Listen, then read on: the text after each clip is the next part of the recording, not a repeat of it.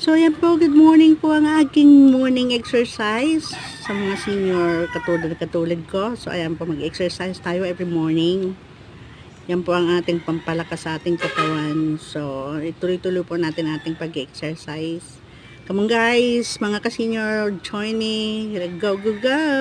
Thank you for watching. Thank you so much. God bless us all. Bye!